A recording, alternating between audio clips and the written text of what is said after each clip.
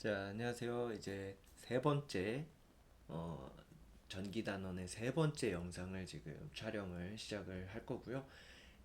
이 세 번째 단원은 이제 뒤에 있는 네 번째 단원과 같이 이제 더불어서 이 한 영상으로 설명을 끝내드리도록 하겠습니다.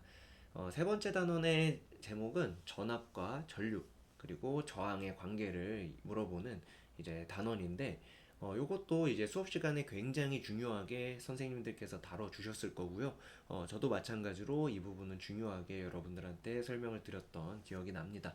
그래서 이 세 가지, 전류, 전압, 그리고 저항의 관계를 한번 설명을 드리고 마무리를 짓도록 하겠습니다. 그래서 여기 실험 내용은 우리 이제 교과서에서 다 썼고 진행을 했기 때문에 여러분들이 요거 이 부분에 관해서는 이제 그 수업 시간에 했던 적었던 내용을 보고 생각을 해주시면 될 것 같고요. 저는 이제 이 58페이지에 있는 전류와 전압 그리고 저항의 관계를 한번 쭉 읽어보면서 내용 마무리 짓도록 하겠습니다.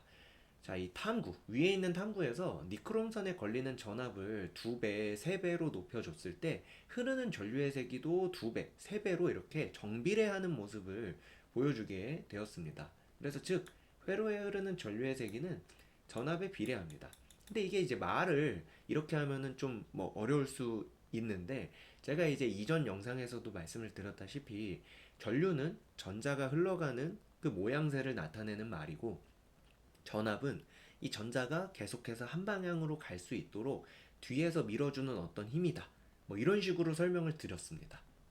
물론 이제 이런 표현이 좀 잘못됐을 수도 있겠지만, 이 과학적인 정말 엄밀히 표현을 하자면은 잘못된 내용일 수도 있겠지만, 일단 관계 자체는 그렇다 이겁니다. 그래서 전류의 세기와 이 전압의 관계는 당연히 비례할 수밖에 없겠죠. 전압이 말 그대로 전류를 발생시켜주는 힘이기 때문에 이 전류가 발생시켜주는 그 힘인 전압이 커지면 전류의 세기는 커질 수밖에 없습니다.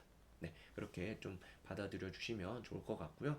한편 전압이 같아도 니크롬선의 길이에 따라서 전류의 세기가 달라졌어요. 그래서 실제 짧은 니크롬선과 긴 니크롬선이 있었는데, 길이가 길면 저항이 조금 더 커지는 그런 이제 결론이 나오게 되거든요. 실제로 전류가 좀 약해졌습니다. 니크롬산의 길이가 길어졌을 때 이렇게 이제 말 그대로 전류가 좀 작아지는 모습을 볼 수가 있었는데, 이것은 물질의 종류와 모양에 따라, 여기 또 이제 중요하죠.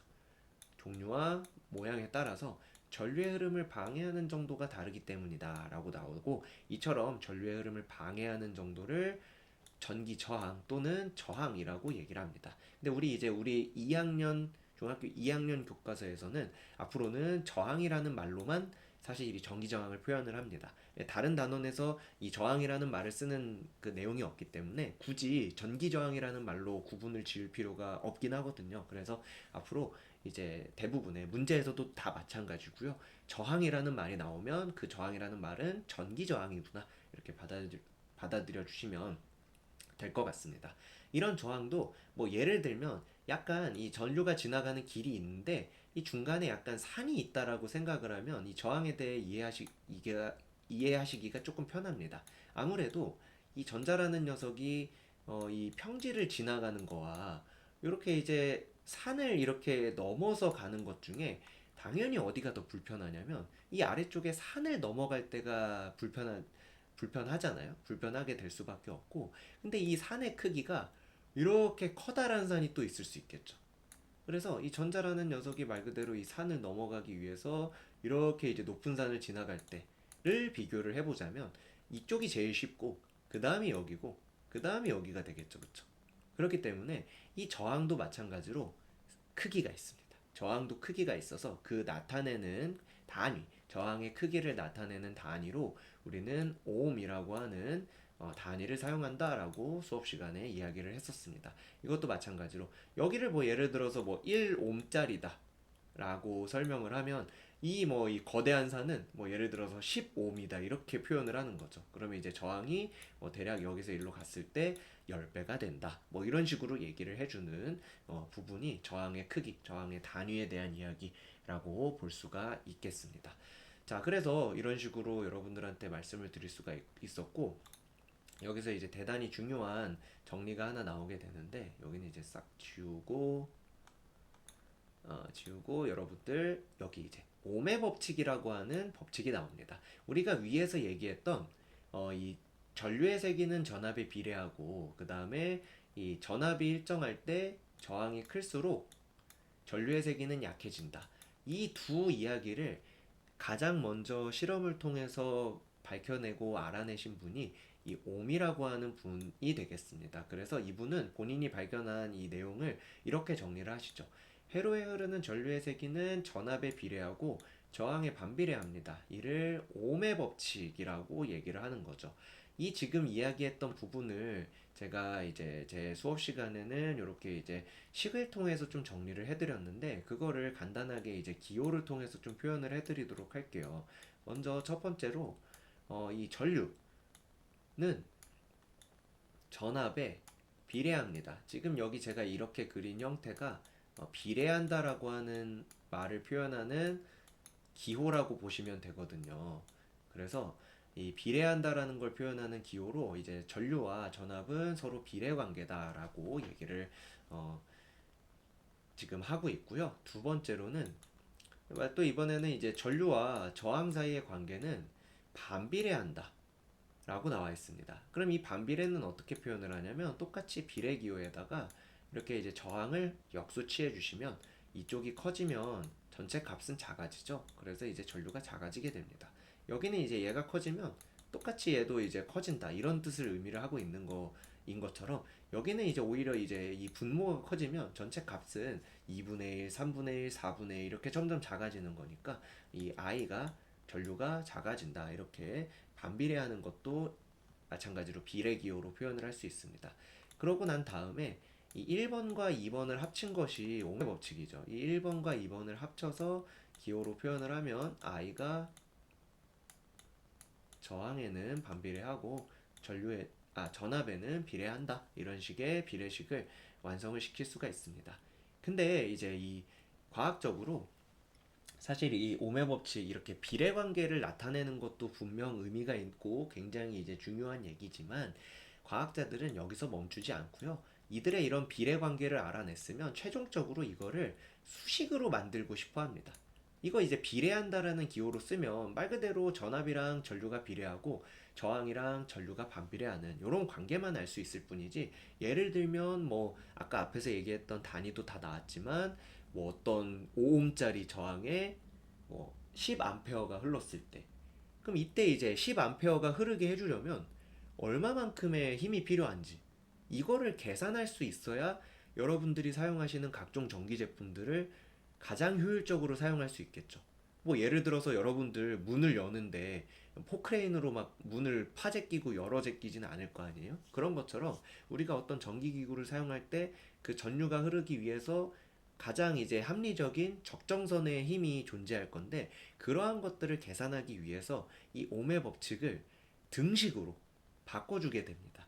그 등식으로 바꿔준 것이 우리가 지금 아래쪽에서 배우는 수식 i는 r분의 v가 되는 이 공식이 나오게 되는 거죠. i는 r분의 v라고 이렇게 옴의 법칙의 공식이 나오게 되었습니다. 이때 이 단순한 비례 기호를 등호로 바꾸기 위해서 이들 사이의 이 관계를 성립할 수 있는 이들 사이의 관계가 성립할 수 있는 이 단위를 도입을 합니다. 그래서 이런 관계가 성립될 수 있게끔 이 전류는 암페어라고 하는 단위, 그 다음에 전압은 볼트라고 부르는 단위, 그 다음에 저항에는 옴이라고 부르는 단위를 도입을 해서 이렇게 이제 등식으로 만들어준 형태 이것이 이제 우리가 사용하는 최종적인 형태의 옴의 법칙 공식이 되겠습니다. 그래서 i는 r분의 v 요거 이제 식 잘 기억해 주시면 좋을 것 같고요. 이 식을 사용을 할 때 사실 우리 아직 그 중학교 단계에서는 뭐 사실 저도 마찬가지예요. 이 식을 사용을 할 때 나눗셈보다는 그래도 곱셈이 조금 더 계산하기가 편하시긴 합니다. 그래서 이 식을 양변에 똑같이 r을 곱하셔서 또 마찬가지로 여기 이제 분모를 삭제를 시켜주시면은요 v는 i 곱하기 r이라고 하는 이러한 식으로 변형이 됩니다. 똑같은 식인 거죠. 그렇지만 계산을 할 때는 이 v는 ir이라고 하는 이 공식을 활용해서 문제를 풀어주시는 게 훨씬 더 여러분들한테 이제 편하게 숫자 계산을 할 수 있는 그런 부분이 되었었고요. 이 스스로 점검 2번 문제가 그런 내용이 있었던 부분이었었죠. 이 어떤 니크롬선에 흐르는 전류와 전압을 측정해 봤더니 0.5A와 5V다. 그럼 위에 있는 공식에다가 대입을 해보면 V, 전압은 5V래요. 5V는 I, 0.5A라고 나와있죠. 0.5A. 그럼 여기다 곱하기 R을 했을 때 이게 이제 숫자가 똑같이 떨어져야 되니까 따라서 R은 여기에 10ohm이 되겠죠. 그쵸? 이렇게 해서 우리가 이 두 가지 내용에 대해서 알고 있으면 나머지 하나를 이렇게 이제 미지수로 삼고 구할 수 있는 내용이 되겠습니다. 그래서 이렇게 이 공식을 활용해 주시면 된다라고 말씀을 드리고요. 그 다음에 마지막 단원이죠. 이 저항의 직렬과 병렬 연결에 대한 얘기. 직렬 연결과 병렬 연결에 대한 개념적인 설명을 간단하게만 드리고 영상 마무리 짓도록 하겠습니다. 자, 우리 첫 번째 줄부터 보시면 전기회로에 니크롬선을 연결할 때 니크롬선의 길이가 짧을수록 전류의 세기가 세진다 라고 나와 있습니다. 그리고 니크롬선이 짧을수록 저항이 작아지기 때문이다. 이건 이제 이전 단원에서 봤던 내용이었었고요. 또한 저항의 크기는 니크롬선의 굵기에도 영향을 받는데 니크롬선이 굵을수록 저항은 작아집니다. 이렇게 같은 물질이라도 길이가 짧을수록 굵기가 굵을수록 저항은 작아진다. 라고 여기 이제 네 번째 줄에 이렇게 이제 밑줄 쳐서 강조해 주시면은 조금 더 좋을 것 같습니다. 그리고 네. 그리고 이 길이와 이제 굵기에 관련된 내용을 한번 이제 비교해 드릴 수 있는 그림을 간단하게 그려서 표현을 해보고 여러분들에게 설명드리고 마치면 될 것 같습니다. 자, 이렇게 됐고요. 그 다음에 세 가지 전선의 형태를 여러분들한테 제시하고 비교를 해드리도록 하겠습니다. 일단 이제 우리가 이 얘기를 설명하기 전에 저항이라고 하는 것이 대체 왜 생기는가에 대한 얘기를 먼저 하는 것이 좋다. 제 수업 시간에는 그런 식으로 이야기를 했는데 이 저항이라는 거는 말 그대로 전류가 흐르는 걸 방해하는 정도고 전류가 흐른다라는 건 전자가 이동하는 걸 전류가 흐른다라고 표현을 합니다. 근데 이 전자가 이 도선이라고 하는 이 물질을 통과할 때 사실 이 도선 물질도 도선도 물질이기 때문에 이 물질은 원자핵과 전자로 구성이 돼 있어요. 근데 이 중에서 특히 이 원자핵이라고 하는 녀석, 이 원자핵이라고 하는 녀석을 각각 또 그려보면요. 이런 식으로 이제 전선 안에 원자핵이 그려지게 되는 거죠. 원자핵이 그려지게 되는데 여기서 여기서 이 전자가 지나가는 과정에서 이 원자핵이 지나가는 것을 방해합니다.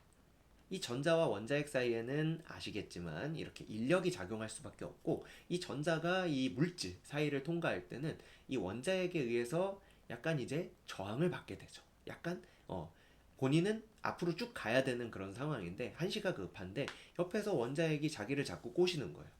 인력을 작용하고 뭐 이런 식으로 앞길을 막고 방해하는 식으로 저항을 작용을 하게 됩니다. 그래서 이 원자핵이 바로 이 저항의 원인이 되는데 저항의 원인. 그래서 이 도선이 길어지면요.